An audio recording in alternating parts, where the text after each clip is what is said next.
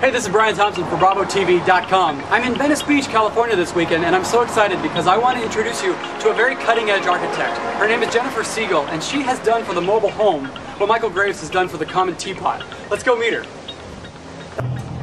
I started this firm, Office of Mobile Design, in 1998, and I was really interested in manufactured housing and how I could take that industry that has existed for so many years and maybe reinvent it somehow. Well, I really started out looking at things that were sort of industrial refuse, shipping containers I would put into that category, and items that could be recycled or repurposed. And that has now grown into this kind of industry where we talk about green architecture or sustainability, and that's always been a huge interest of mine. Tell me a little bit about your latest project. We're just finishing a new school. It's the first green prefab school in Los Angeles. I'm really excited about that. And a whole collection of different homes, custom homes that are built in our factory, steel frames that get trucked out to the site, and then the modules, depending on how many they are, get set and stitched in place. And how does that work? So this is a model of a home that we're just finishing, and it's made up of 6 modules, or 7 modules. And what we're sitting in right now is one module. This is a single module. Okay. So what we're in is a 12-foot by 60-foot long module, so it's 720 square feet. I can make them in different sizes, different roof shapes, any kind of material, openings. So pretty much what happens is all the modules get built at the same time in the factory. And so it's really interesting because even when it's a 2-story structure on the factory floor, you'll see all the modules at one level splayed out. That's really it's like cool. a body part. You know what it's like? It's like Tetris for architecture. It's like Tetris. Yeah. That's a good analogy. Yeah. Right, so then we'll prepare the foundation on a typical site. This is in the Pacific Palisades. Okay. And stem wall modules. First level comes in.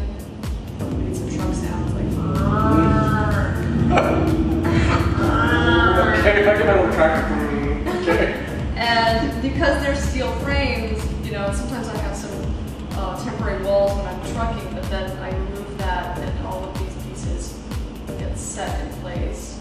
It's called set and stitch. The second day, they'll come in this case with a big crane, and this was a 40,000-pound module, that's heavy. Yeah. And it was picked up pretty much and just craned in and set down. That must be really impressive when you're in the neighborhood because, basically one day there was no house. 2 days later, there's a finished home there. People must be like standing with their mouths open. It was like a circus. All the neighbors were out, everyone's watching. You can see this giant crane from, miles away. And it's really exciting. It's like a barn raising in the neighborhood. And I get so excited every time I go there. I'm just like, wow, it's amazing.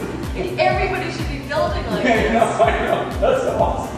And you've done it, which is so cool. It's your dream and you've done it. I think that's really incredible. Right, so now I can talk. When you were a little girl, what were you into?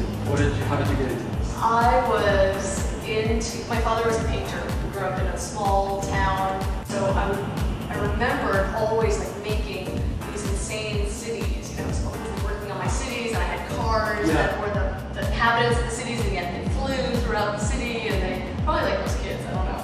And that was really what drove me to thinking about space. You were designing from day one. Yeah, probably. When you go into this field as a designer, I think for a lot of people, it can be overwhelming because there are so many designers and there's so much going on, and it's very exciting.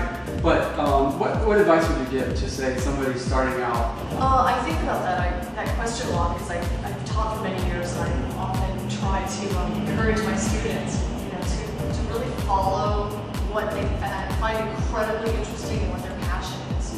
You've heard of that.